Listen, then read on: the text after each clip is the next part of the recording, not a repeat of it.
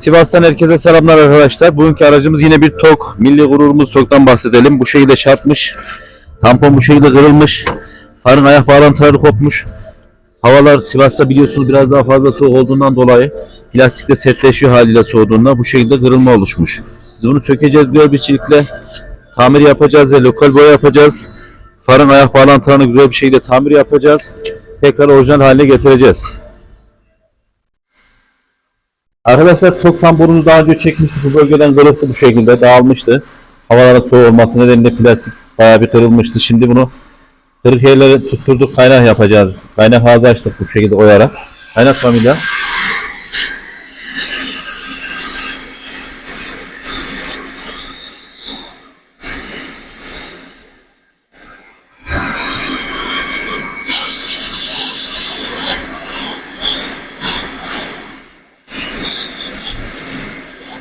Bu şekilde içten dıştan kaynatacağız iki taraf.